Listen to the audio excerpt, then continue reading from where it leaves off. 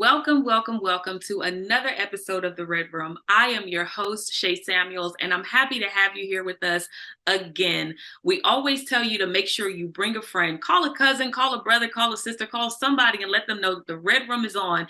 And if they do not get on, they are going to miss a nugget that can help them for the rest of their lives. So make sure you have your pens, your papers, and everything else, your iPads that you need to take notes, because we're going to drop some nuggets on you today.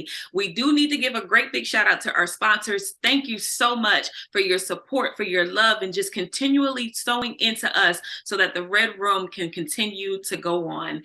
We want to get into this topic. I'm telling you, you do not want to miss this. I kind of target your audience right before I get to start with the discussion, because I want you to know who to bring on. For this one, I want you to bring everybody. I want you to bring the mamas, the daddies, the cousins, the sisters, the brothers, the nieces, the nephews, the godkids. Everybody needs to be on for this episode. And if they can't make it because they're in school or because they're at work, listen, we want you to send it to them. Why? Because it is so important. This episode is going to bless you tremendously. We're talking today about awareness, how important it is for you to be aware. You know, your mom used to tell you to be aware of your surroundings.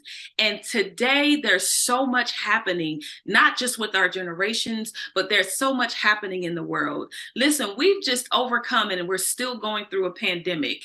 And every time it seems like we're just about over it, something else comes up. Now we're looking at this season, we're looking at that season, we're looking at flu, we're looking at different strands, and it seems like we're never going to be able to overcome it. And just when you think that might be it, we're still dealing with injustices in the world. We're still dealing with police brutality. We're still dealing with men being killed just because of the color of their skin. Listen, I need you guys to write this word down big: awareness. We have to be aware.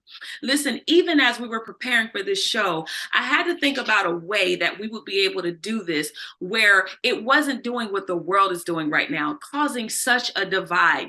Just having the conversation of awareness brings such a divide. A lot of our men are being made mockery of because of them saying certain things that we have been ridiculed for years, and it can cause you such an anger. But we want to bring to you today such awareness. There's no way around it. Listen, there's no way around it. We are living in times, even as times past, we are living in those times. So I want you guys to be aware of what's happening, but not just aware, what you can do to even get you to the place where it doesn't bring you anxiety, where it doesn't bring you depression, where it doesn't bring you fear. Because I know for me, I was really living in some days of fear because I wasn't sure what was going on. When I started to become more aware, I'm going to tell you guys, it hurt me more. And I started saying to myself, I would have rather not know what was going on. But you know what? You can't get around it. If you're on social media, you're going to see it. If you're watching the news, you're going to see it. If you have friends who have been impacted by it, I'm going to tell you that you are going to hear it. It's imperative that you hear it from the right ear, though. It was going to bless me today to talk to you guys about this. But I'm going to tell you, a bit of fear came in because I said, I don't want to cause a divide. So let grace abound you today as we begin to tap into this type of awareness.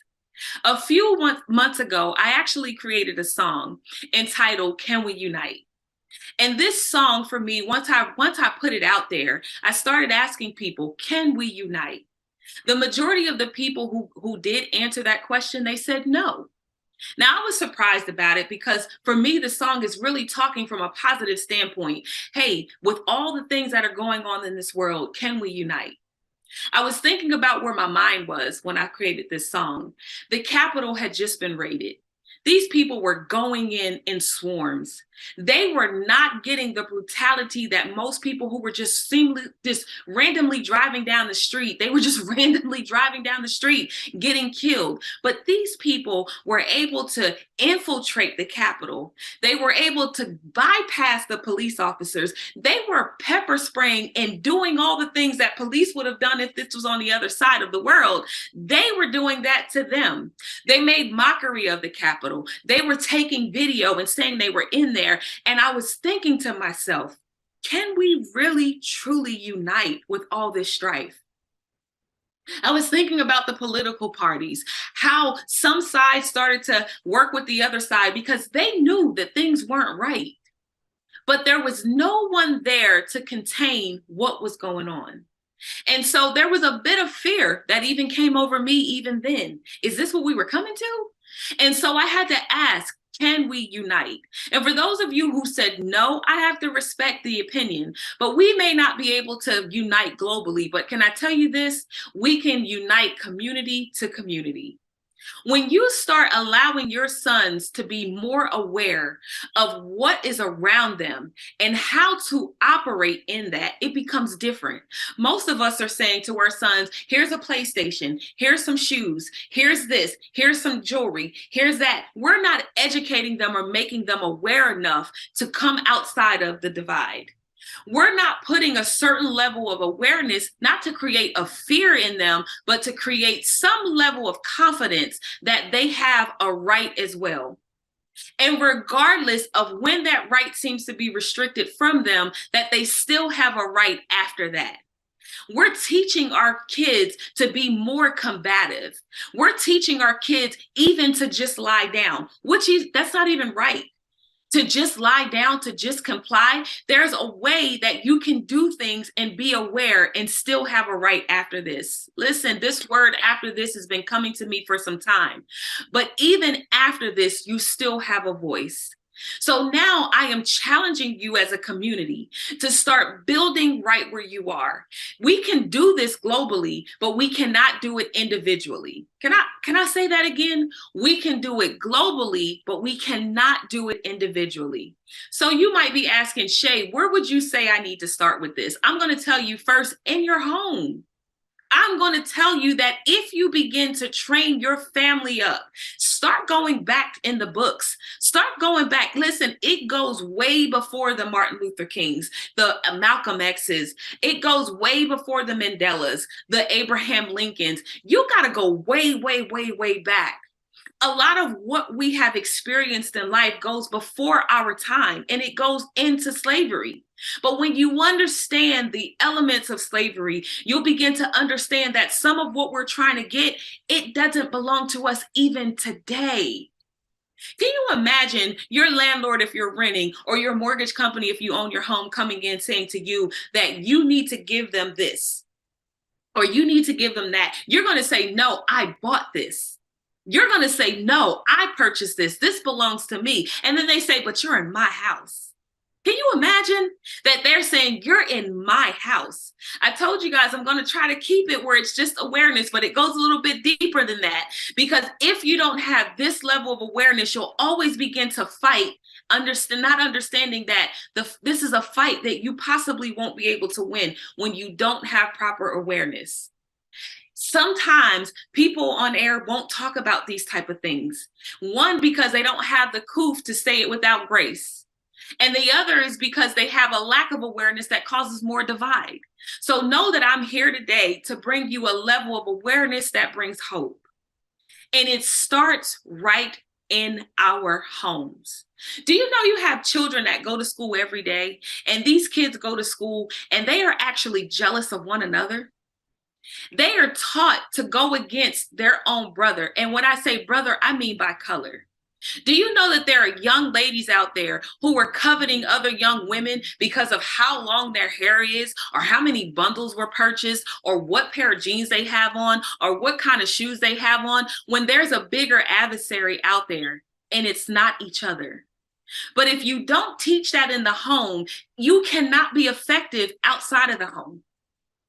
Let me ask you, how many times have you seen your neighbor and thought, let me speak to that neighbor? How can we come together to make this community better? And that's what I mean by communities beget communities. If you literally start operating effectively in your community, one brings one. You can't do it alone. You cannot do this alone. Do you know how many people try to do what you're trying to do in your anger and in your frustration? But I challenge you today to become aware. But then I also ask the question again, can we unite the world with all this strife? It may seem a bit difficult when you're watching the news because you're watching another person be killed. You're watching another person strangled. You're watching another woman being beat. You're watching this happen and that happen. But let me say this because it's real. Are you not doing this in your own home? Are you not doing this to your own people? And some people might get offended by that, but I'm not saying it to divide. I'm saying it to bring awareness. What are we doing differently than our oppressors? That's just a question I'm asking. I want you to think about it. How the knowledge came to me when I started to think about what people were going through. I was one of those people who would say, this would never happen to me. I go to work, I come home, I take care of my kids, I'm a law-abiding citizen. And then I started seeing law-abiding citizens taking the beatings of those who still didn't deserve it, but may have done something to deserve it. Listen, I'm telling you guys, it is important for us to come together. You have seen all sides of the fences. You have seen Blacks, you have seen whites, you have seen Asians, you've seen Hispanics. Every person come together for the good. So what that tells me is there are some good people out there. What that tells me is that there are people who are willing to stand in the gap because they became aware of the fight. Can you become aware of the fight? When I ask, can we unite the world with all this strife? The answer may be no now, and the answer may be no next year, and the answer may be no. And some people might say, lady, are you even watching what our ancestors went through? I'm going to ask and challenge you to say, when does the change begin? Do you realize you have children in your home that you don't want to have to suffer the consequences of things that have been done here because that's just how it's always been? If you guys have connected with the show, you've heard me talk about generational curses and bondages and things that we've traditionally done that held us back. Can we say today, I do want to start uniting, but it has to start right here in our own communities. It has to start in our schools. It has to be important enough for you to say, listen, I understand that I do have bills to pay, but when I go to this school, I want to make a mark, not just for my child, but for all the children who are there. We have become so accustomed to a system that holds us in bondage. And I'm talking about from working to school. It's a repeated cycle. I have to work, so I can't take care of the child. I can't take care of the child because I have to work. I can't teach what I need to because I didn't learn it. I didn't learn it because I had to work. My mother didn't teach me, and my mother didn't teach me because her mother didn't know. Do you see how that goes? So we have to ask one another, when does it stop? And then when can we begin to change the world one person at a time? It has to start with us in our homes. Listen, if I were here today talking with you and I couldn't do what I needed to do in my own home, I would be a hypocrite. And yes, we all have challenges in our own home. But if I'm not starting what I'm telling you about in my own home, how can I effectively give you knowledge about something that I have no awareness of? How can I effectively give you something that you need on the other side of this world? How can I effectively do anything for you that you yourself can't do for you yourself can't do? You have to be planted somewhere that gives you the opportunity to just build, to create, to bring to light, bring awareness, study. The Bible says to study to show yourselves approved. You have to study. You have to study. There's not one thing you can do. And if you don't know where to begin, there's so many different resources out there for you to start grabbing a hold of this. But we can't just stop at, well, I'm tired of seeing the police brutality. I'm tired of seeing my people killed. I'm tired of seeing our women beaten. I'm tired of seeing our kids taken. Listen, we all are. But if we cannot get it right in our own homes, our kids are going out unaware. So, what's my challenge to you today? Today, I want you to look at where you are, look at where your families are, look at what you're providing in the community, look at what you add to your community. And I'm talking about right in your circle. I'm talking, look, if you live in a development, I want you to look at, do I even know my neighbor? Listen, I don't even want to take it there. But how many of us live in neighborhoods? I remember a time when I was growing up, my grandmother, she was on one stoop, her neighbor was on another stoop, and they knew one another. They knew one another well enough to say, if I didn't see her outside that day, something is absolutely wrong. We have gotten so mind boggled with, I got a day to day, I got to worry about me. We have gotten so accustomed to, I have to worry about me, that we're not worried about the person next to us. So I'm challenging you to, and I'm asking you, do you know your neighbors?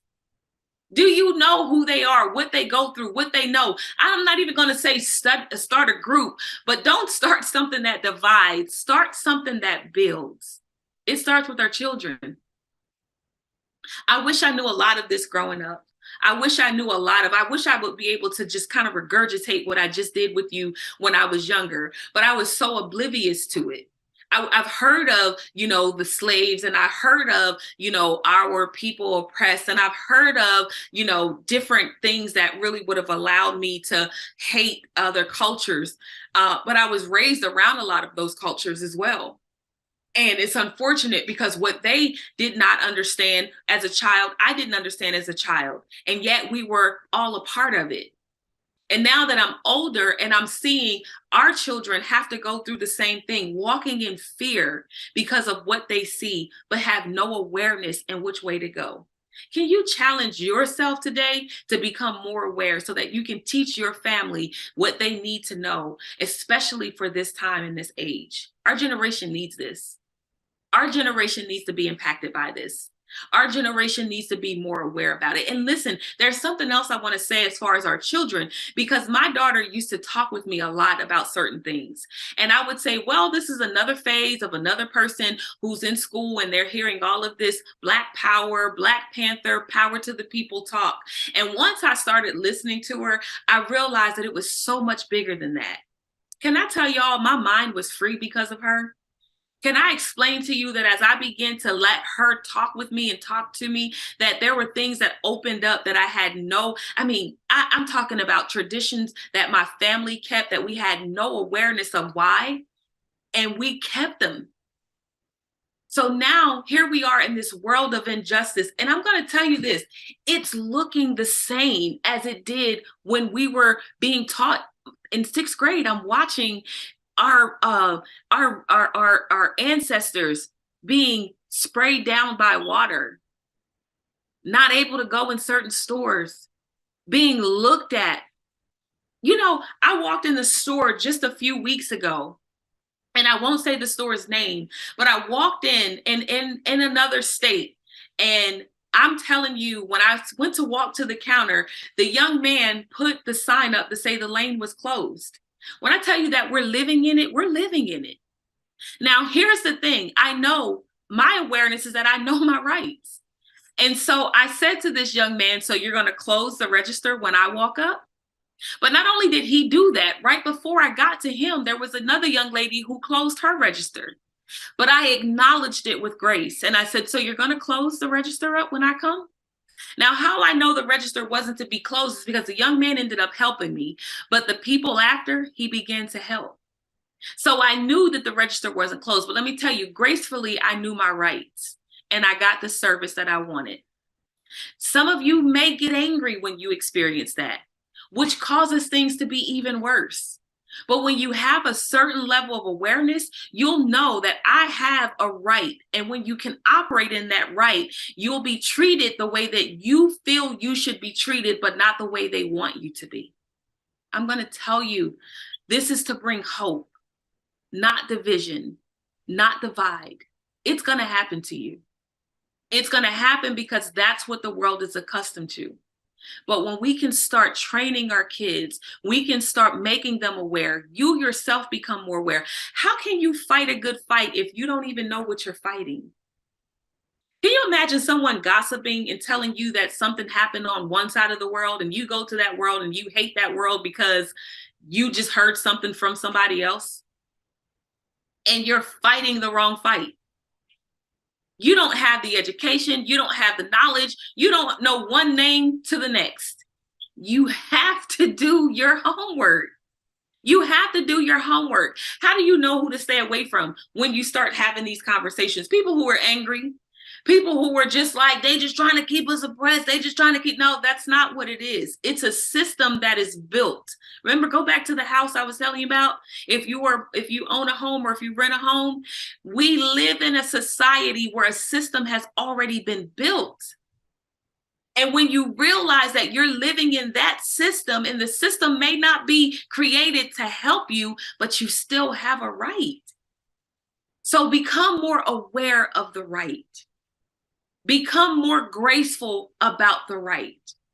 And become more knowledgeable so that you can teach others about the right. I've had way too many people around me who were angry. They were so angry that I became fearful to even be in this world. Not that I would do anything to hurt myself, but I'm just being honest because there's someone listening and watching today that's saying that was me. But I was fearful to drive down the road, not knowing if I was going to make it home. I started going into my clients of all different races and started feeling some type of way about one particular race. Oh, I had no problem with. I started getting anxieties watching the news, and I had to ask myself, can we truly unite? Can this happen? And I had to be more aware that it may not happen today. Listen, it may not. It truly may not happen today. But it can happen right where you are. Give our young people some confidence in the fact that there is an opportunity for them to live a great life. That once you start being transparent enough in saying, this is going to happen. You know, when you start saying it shouldn't, morally, no, it shouldn't. But we all know that it is. It's happening right in front of us every day.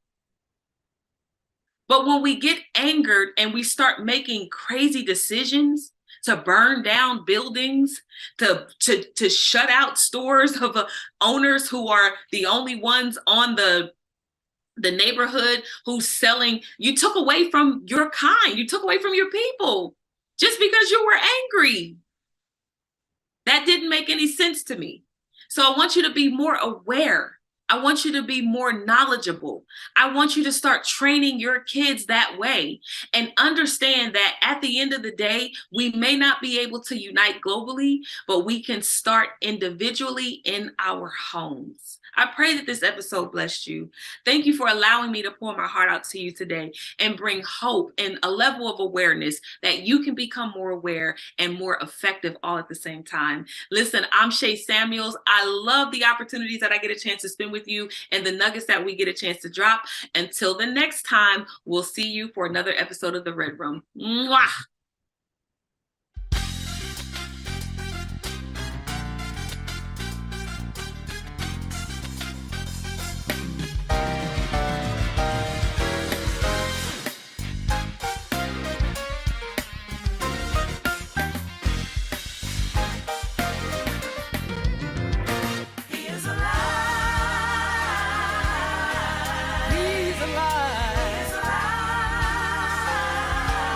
He's no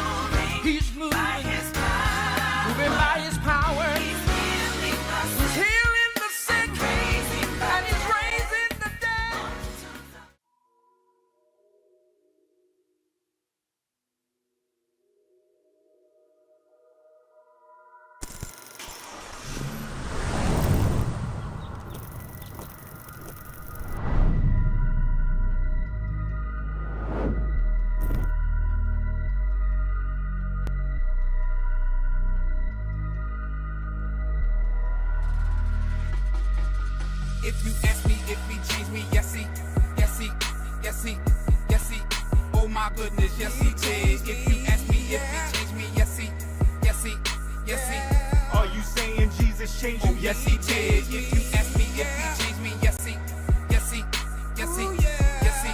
Oh my goodness, yes he did. If you ask me if he changed me, yes he, yes he, yes he. Are you saying Jesus changed you? Oh yes he did. Don't get upset, I'ma take you back. You can go with me, you can check facts. You can ask family, you can ask all them dudes that was with me, said they had my back. You can ask hood dudes living on the street. Them same dudes you can see me on E. Man, that boy then changed, got touched by the man upstairs. Man, that's so rare. I didn't do it cause I wanted to. God called me, I heard him do. All them other voices were destructive. God gave me good news. He said that he would change me if I gave up, surrendered it. Did it, took a minute. Testimony, show and live it. If you ask me if he changed me, yes he, yes he, yes he, yes he.